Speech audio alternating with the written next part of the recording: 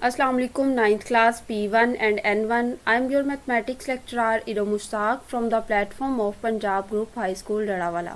Students, hope you are fine and well. Today 2nd June 2020 we are going to discuss question number 4 part 3rd, 4 and 5 and question number 5 of exercise 5.2 in this lecture. Students as you know हमने कल भी जो है वो यही वाला part इसके solve किए थे, सेम उसी टाइप का ये भी क्वेश्चन है, लेकिन इसमें ये चेंज है कि यहाँ पे लीनियर फैक्टर्स गिवन है। अब हमने उन लीनियर फैक्टर्स को देखना है, 4 लीनियर फैक्टर्स हैं कि किस किस का आपस में पेयर बन के उसको हम क्वाड्रेटिक फैक्टर में कन्वर्ट करेंगे। तो ये जो आपके पास इसको कैसे आप जज करेंगे, ये आपके पास है बेटे 2 और ये अगले वाली टर्म है 3, ये दोनों प्लस के इन दोनों को ऐड करेंगे तो ये आपके पास 5 आ जाएगा। इसी तरह इन दोनों को ऐड करोगे जब आप अगले वालों को तो ये आपके पास हो जाएगा 9। ये आपने सिर्फ जो है वो देखना है कि किस लीनियर फैक्टर का किसके साथ आपने मल्टीप्लाई करना है, कि उसके लिए हम ये काम कर रहे हैं। ये दोनों सेम नहीं है तो आपने इनको ऐसे अरेंज करना है कि जब आप उनके अगले अगले कॉन्स्टेंट्स को जमा या माइनस जो भी वो हो रहे हैं वो करें तो वो सेम आंसर आए। तो अगर मैं 2 का जो है इस x+2 का x+5 के साथ पेयर बनाती हूँ तो ये देखें 5 और 2 कितना आंसर आएगा 7, और फिर 3 और 4 का बनाती हूँ तो 3 और 4 भी 7 आ जाएगा, यानी सेम हो जाएंगे दोनों के पार्ट्स। तो इस तरीके से आपने इनको सॉल्व करना है। मैंने इन दोनों को इकट्ठे करके लिखा x+2 एंड x+5 को, और x+3 x+4 को। क्यों इनको इकट्ठा करके लिखा उसकी रीज़न मैंने बता दिया कि इनके कॉन्स्टेंट्स को सॉल्व करने से सेम आंसर आ रहा है। अब ये दोनों मल्टीप्लाई हो रहे हैं आपस में, इस x को इन दोनों से मल्टीप्लाई करूँगी तो ये हो जाएगा x² + 5x। फिर इस 2 को जो है वो अगली वाली पूरी ब्रैकेट से मल्टीप्लाई करना है, वो हो जाएगा 2x + 10। ये x वाले दोनों को ऐड किया वो हो जाएगा 7x। ये x² + 7x + 10 as it is. अब नेक्स्ट को देखते हैं। यहाँ ये जो दोनों ब्रैकेट्स हैं इसमें x को पहले अगले वाली ब्रैकेट से मल्टीप्लाई करना है, फिर +3 को अगले वाली ब्रैकेट से मल्टीप्लाई करना, और ये -15 एज इट इज़ लिखते जाएंगे। x से मल्टीप्लाई होगा x² + 4x, उसके बाद ये हो जाएगा 3x + 12। ये 4x और 3x दोनों को ऐड करेंगे, 7x आ गया +12 और ये -15। अब देखिए दोनों ब्रैकेट्स में यहाँ पर x² + 7x है, यहाँ भी x² + 7x है, एग्जैक्टली जैसे हमारे पास क्वेश्चन नंबर 4 का पार्ट 1 और 2 था। तो इसमें हमने क्या करना है, लेट कर लेना अपने क्वेश्चन को आसान बनाने के लिए x² + 7x को किसी वेरिएबल के इक्वल। अब ये जो वेरिएबल के इक्वल लेट किया है इसकी जगह पे हम वेरिएबल लगाएंगे तो यहाँ हो जाएगा y + 10 और यहाँ हो जाएगा y + 12 और ये -15 साथ में एज इट इज़ आ जाएगा।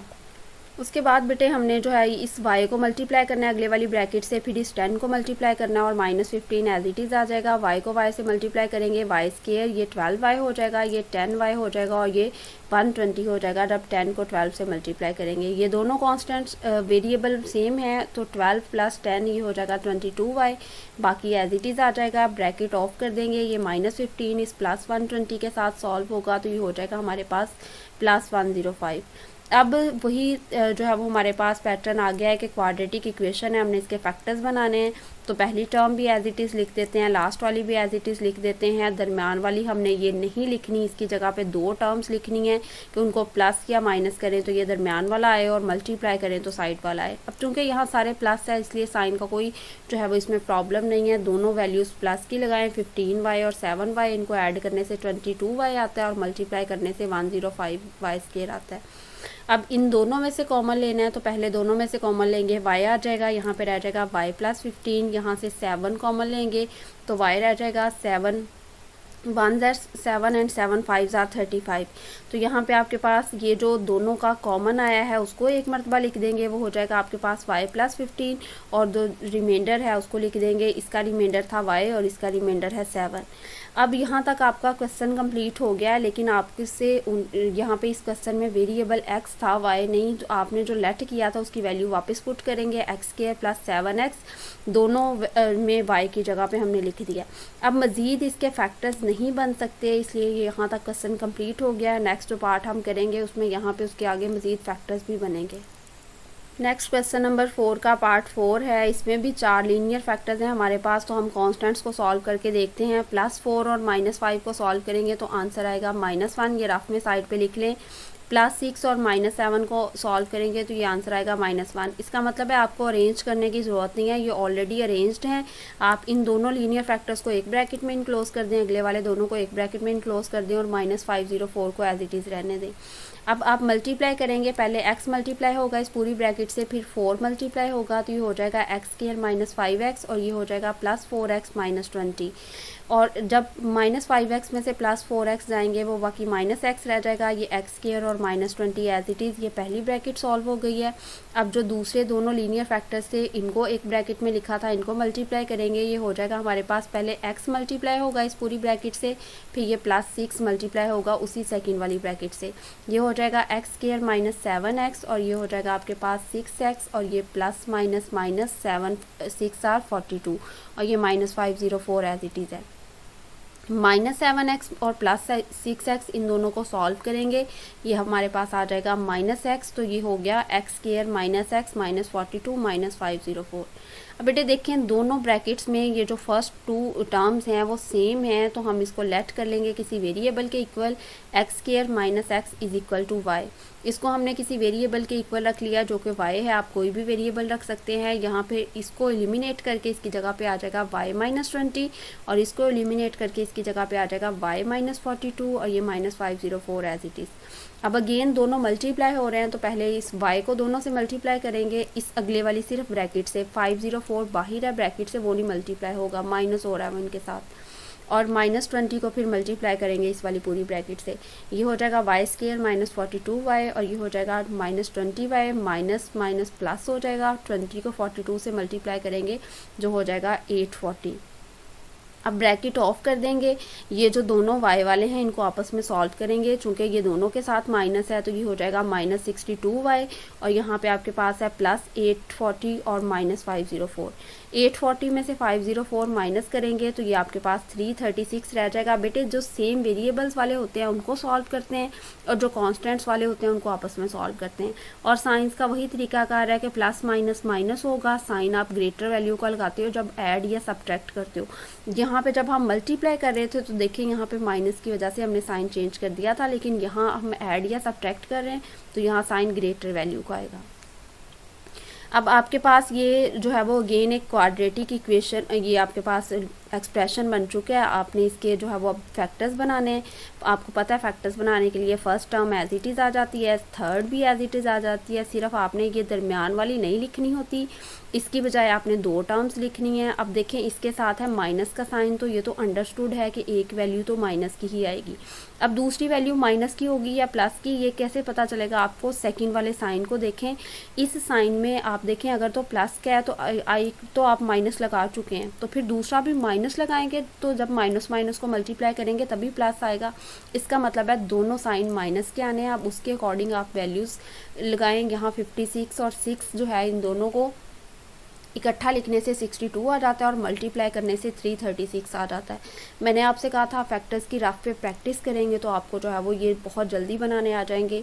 अब इन दोनों चार टर्म्स हो गई हैं तो पहली दो में से कॉमन लेना है और अगली दो में से कॉमन लेना है। यहाँ से कॉमन लिया y, यहाँ पे रह गया बेटे हमारे पास y माइनस 56 और यहाँ से माइनस 6 कॉमन लिया तो 6 चूँकि इस पे डिवाइड हुआ, 6 5 आर 30 एंड 6 6 आर 36, तो यहाँ पे भी रह गया y minus 56। y minus 6 into y minus 56, जो रिमाइंडर था उसको एक दफ़ा लिख दिया और जो आपके पास कॉमन आया था उसको भी आपने एक मरतबा लिख दिया। अब वैल्यूज़ पुट करनी है अगेन हमने यहाँ पे, तो ये हमारे पास y की जगह पे हो जाएगा एक्स स्क्वायर माइनस एक्स, ये जिसको हमने स्टार्ट पे लेट किया था, और दूसरा हमारे पास हो जाएगा x square minus x minus 56।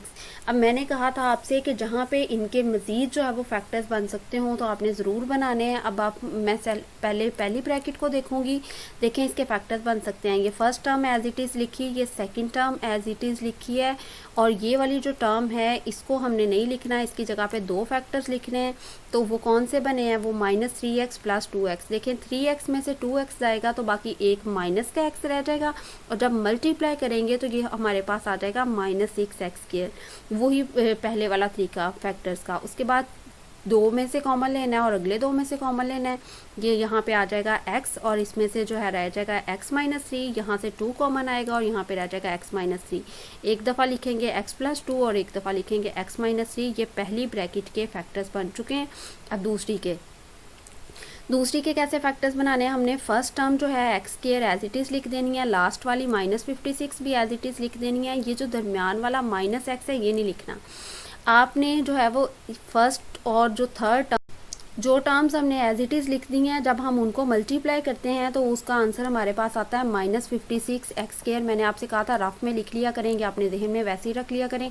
अब जो दोनों फैक्टर्स बनाने हैं वो ये सोच के बनाने हैं कि उनको आपस में प्लस माइनस करेंगे तो सिर्फ -x बचे, और मल्टीप्लाई करेंगे तो -56 एक्स बचे। देखें 8 में से 7 जाते हैं तो सिर्फ एक ही बचता है, यानी -x बचेगा, और मल्टीप्लाई कर देंगे तो आपके पास -56 आ जाएगा। 8 7 56 होता है। 4 टर्म्स आ गई, यानी इस एक x की जगह पे मैंने ये 2 टर्म्स लिखी हैं।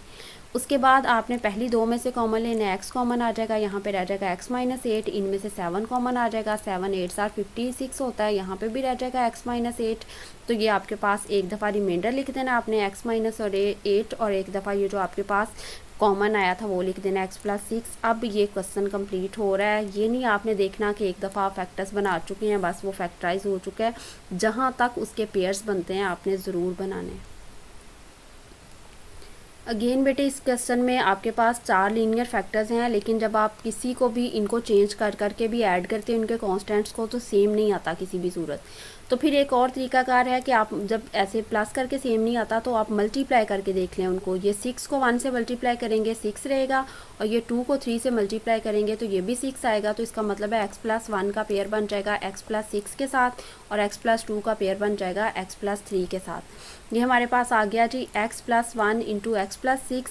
इनको मल्टीप्लाई करेंगे, पहले x को इस पूरी ब्रैकेट से, फिर 1 को इससे, तो ये हो जाएगा x² + 6x, और यहाँ पे हो जाएगा x + 6। ये दोनों x वाले हैं, इनको ऐड करेंगे तो ये आपके पास 7x आ जाएगा, x² + 6 + 7x। इसकी आप अरेंजमेंट चेंज कर सकते हैं।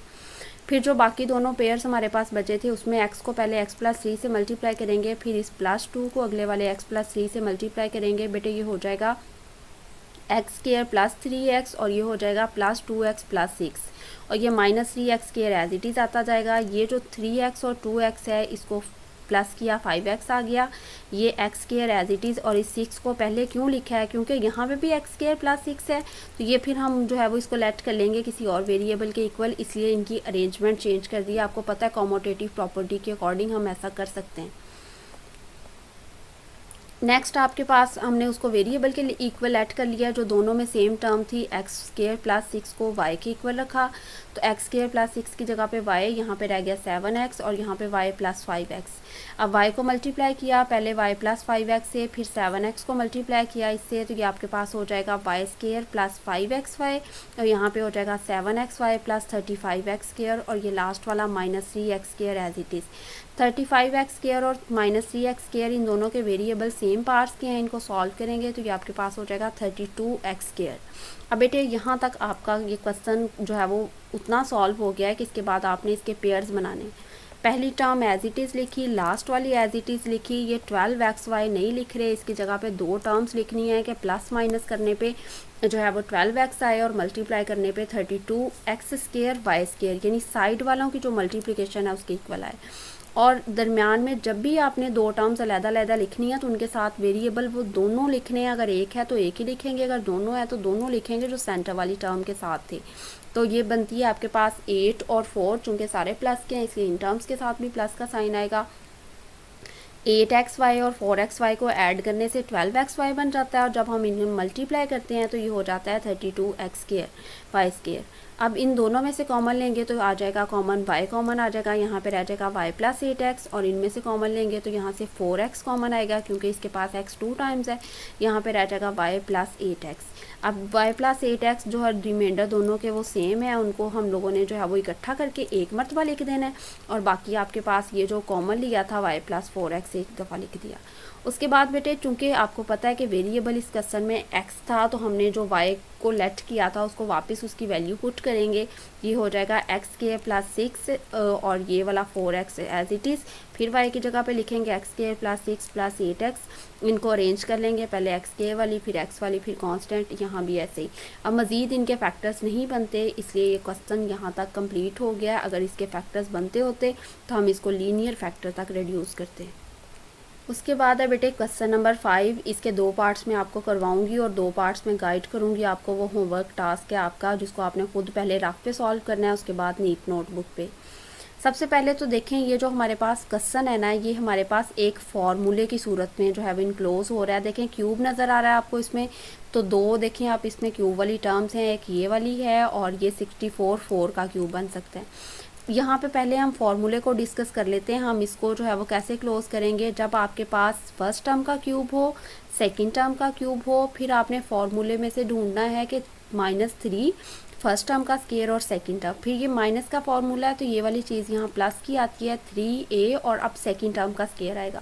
अगर आपको ये सारी चीज़ें फार्मूले में मिलती हैं तो जिसको आपने फर्स्ट टर्म का है आपने उसे लिखना है, जिसको आपने सेकंड टर्म का है उसे लिखना है और माइनस का साइन लगा के इसका होल क्यूब बना देना है। ये तरीकाकार है इस क्वेश्चन का। तो फार्मूला, जनरल फार्मूला आप क्वेश्चन में मेंशन करें और फिर उसको अप्लाई करें उस क्वेश्चन की टर्म पे। तो ये बहुत आसान क्वेश्चन है, ये शॉर्ट क्वेश्चन के लिए इम्पॉर्टेंट है। ये है जी हमारे पास फर्स्ट टर्म क्यूब, उसके बाद ये मैंने आपको बताया था 64 बनेगा सेकेंड टर्म का क्यूब। अब हमने फार्मूले के लिए पूरा करना है, ये -3 फार्मूले के लिए लगाया। फर्स्ट टर्म a स्केयर है तो यहाँ पे फर्स्ट टर्म है x उसका स्केयर और सेकंड टर्म है b, तो ये यहाँ पे सेकंड टर्म है 4 ये वाली जिसका क्यूब बना था, तो ये 4 आ जाएगी यहाँ पे। उसके बाद +3 फार्मूले वाला a हमारे पास फर्स्ट टर्म यानी x और सेकंड टर्म b स्केयर यानी कि 4 स्केयर आ जाएगा।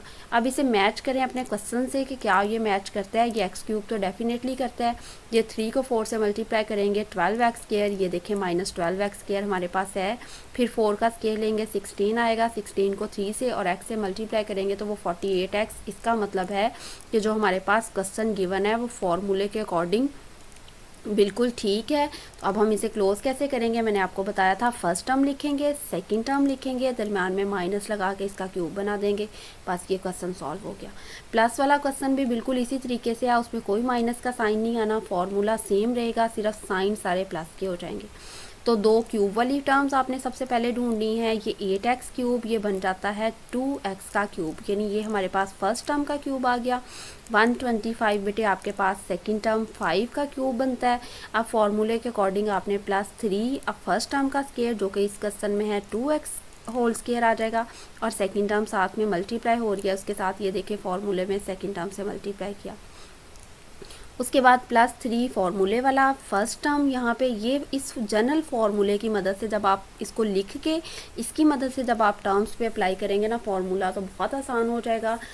उसके बाद 3 उसको फर्स्ट टर्म से मल्टीप्लाई किया, अब सेकंड टर्म का स्केयर लेना है और उसके बाद +5 क्यूब, ये तो हमने ऑलरेडी लगा लिया था। ये बेटे मैंने फार्मूले के अकॉर्डिंग पूरा किया। अब इसे मैच करें क्वेश्चन से, क्या करता है 2 का स्केयर लेंगे वो 4 आ जाएगा, 4 को 3 से मल्टीप्लाई करेंगे 12 और 12 को 5 से मल्टीप्लाई करेंगे 60 और ये 60x स्केयर, ये भी हमारे पास टर्म मौजूद है क्वेश्चन में। उसके बाद 3 2 आर 6 और यहाँ पे 5 का स्केयर लेंगे तो आपके पास आता है 25। 25 को जब हमने 6 से मल्टीप्लाई करेंगे तो आपके पास हो जाएगा 150 और ये x साथ में एज इट इज़। इसका मतलब है फॉर्मूले पे भी पूरा उतर रहा है और क्वेश्चन भी हमारा पूरा कंप्लीट है। तो हमने इसको क्लोज कैसे करना है, फर्स्ट टर्म लिखनी है, चूँकि इसमें सारे प्लस का साइन है तो प्लस लगाएंगे, सेकंड टर्म लगाएंगे और होल क्यूब बना देंगे। ये बेटे क्वेश्चन यहाँ तक कंप्लीट है। अब इसके नेक्स्ट पार्ट्स के बारे में मैं आपको गाइड करती हूँ। ये देखिए नेक्स्ट पार्ट आपने यही करना है कि दोनों में से सबसे पहले जो है दो क्यूब वाली टर्म्स ढूंढनी है। ये x क्यूब, ये 216 बन जाता है 6 क्यूब और इसमें जो है वो फिर फार्मूले के अकॉर्डिंग -3 फर्स्ट टर्म का स्केयर और सेकंड टर्म, फिर +3 और फर्स्ट टर्म और सेकंड टर्म का स्केयर। अच्छा, जो माइनस वाला फार्मूला है ना उसमें प्लस वाली सिर्फ एक ही टर्म आती है, कब, जब 3 के साथ फर्स्ट टर्म को मल्टीप्लाई करते हैं और सेकंड के स्केयर को मल्टीप्लाई करते हैं, ये बात याद रखनी है। और जहां आपको एक भी माइनस का साइन नज़र आ रहा है इसमें, तो इसका मतलब है कि आप वो फार्मूला माइनस का है, जो प्लस वाले होते हैं उसमें सारा प्लस का होता है। ये अगला भी माइनस का है। अच्छा, एक और बात, ये भी ज़रूरी नहीं है कि फर्स्ट टर्म आपको स्टार्ट पे मिले और जो दूसरी क्यूब वाली टर्म है वो आपको लास्ट पे। ये देखें यहाँ पे दोनों जो है वो ये साथ साथ ही हैं। ये 8x क्यूब ये फर्स्ट टर्म क्यूब है और ये देखिए 125y क्यूब ये सेकंड टर्म क्यूब। आप इन चारों में से ढूंढेंगे कि कौन कौन सी क्यूब वाली है, उसको एक को फर्स्ट टर्म कह देंगे, एक को सेकंड टर्म, और उसके अकॉर्डिंग जो है वो बेटे फिर आपने इसके ये वाले पार्ट सॉल्व कर लेने हैं। इनके बारे में मैंने आपको गाइड कर दिया। पार्ट फोर्थ है इसका। फर्स्ट टर्म क्यूब है जी 2x क्यूब बनेगा। ये सेकंड टर्म बनती है हमारे पास 125, वो बनता है 5y का क्यूब। फिर फॉर्मूले के अकॉर्डिंग -3, फिर फर्स्ट टर्म का स्केयर और second term as it is. दूसरी मरतबा +3 लगाएंगे, first term as it is, और यानी एक मरतबा पहली का स्केयर दूसरी वैसे ही, और एक दफ़ा पहली वैसी और दूसरी का स्केयर। अब इसको मैच करें, ये 2 का स्केयर लें, 4 होता है, 4 3 ज़ार 12 एंड 12 5 ज़ार 60x स्केयर वाई भी हमारे पास है। उसके बाद ये इस सब को टोटल करोगे, ये 150x वाई स्केयर बनता है। तो इसको क्लोज कैसे करेंगे, फर्स्ट टर्म लिखेंगे, सेकंड टर्म लिखेंगे, दरम्यान में माइनस और होल क्यूब। तो ये क्वेश्चन हमारे आज का टास्क कंप्लीट हो गया है। जो मैंने आज आप लोगों को क्वेश्चन नंबर 4 के रिमेनिंग पार्ट्स करवाए हैं और क्वेश्चन नंबर 5 करवाया है, इसको आपने नीट नोटबुक पे नोट करना है और रिटर्न प्रैक्टिस करनी है इसकी आपने अपनी रफ नोटबुक पे। अच्छा बेटे, जो आज हमने क्वेश्चन नंबर 5 डिस्कस किया है उसमें फार्मूला, जो रेलिवेंट फार्मूला था वो ज़रूर लिखा है, लेकिन आपने रेलिवेंट फार्मूले के अकॉर्डिंग उस क्वेश्चन को सॉल्व नहीं करना, आपने उसको अप्लाई करना है उस क्वेश्चन की टर्म पे। और दूसरी बात ये है कि फैक्टराइज आपने जो है वो कर रहे हैं आप एक एक्सप्रेशन को, तो आप तब तक उसको फैक्टराइज करेंगे जब तक मज़ीद उसको फैक्टराइज नहीं किया जा सकता। आप ये नहीं सोचेंगे कि हमने एक दफ़ा इसमें फार्मूला लगा चुके हैं या एक दफ़ा हम इसके पेयर्स बना चुके हैं, आप दोबारा नहीं करना। आपने तब तक उसको फैक्टराइज करना है जब तक मज़ीद उसको सिंप्लीफाई या रिड्यूस नहीं किया जा सकता। आई रियली होप स्टूडेंट्स कि आज जितना आपको काम करवाया गया आप उसकी प्रैक्टिस करेंगे, रफ नोटबुक पे और नीट नोटबुक पे भी उसे लिखेंगे। अल्लाह ताला आप सबको अपने हिफ्ज़-ओ-मान में रखे। थैंक यू स्टूडेंट्स, अल्लाह हाफिज़।